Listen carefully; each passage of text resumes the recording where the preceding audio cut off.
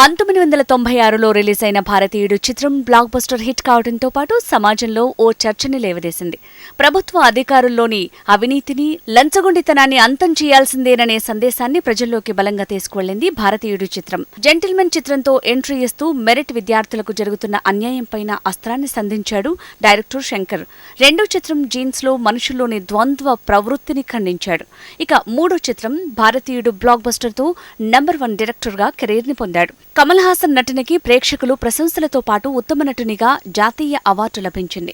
సుమారు 23 సంవత్సరాల తర్వాత భారతీయుడు చిత్రానికి 2019లో సీక్వెల్ ని ప్రారంభించారు. 2020లో కోవిడ్ కారణంగా షూటింగ్ పూర్తి కాలేదు. ఆ తర్వాత షూటింగ్లో క్రేన్ కూలిపోయిన ఘటనలు, యూనిట్ సభ్యుల మరణంతో షూటింగ్ మళ్లీ ఆగిపోయింది. శంకర్ ప్రస్తుతం రామ్ చరణ్ 15వ చిత్రాన్ని పాన్ ఇండియా చిత్రంగా రూపొందిస్తూ బిజీగా ఉన్నాడు. భారతీయుడు 2 చిత్రం మళ్లీ సెట్స్ పైకి వస్తుందని ఆశాభావంతో ఉన్నాడు కమల్ హాసన్. లైకా ప్రొడక్షన్స్, శంకర్ మధ్య వివాదం ఉంది. త్వరలో ఆ వివాదం ముగిసి భారతీయుడు 2 షూటింగ్ ని ప్రారంభిస్తామని ధీమాగా చెప్తున్నాడు కమల్ హాసన్. అపరిచితుడు హిందీ చిత్రానికి కమిట్ అయ్యాడు శంకర్. దాంతో భారతీయుడు 2 ఇప్పట్లో ప్రారంభమయ్యే అవకాశం లేదంటున్నారు క్రిటిక్స్.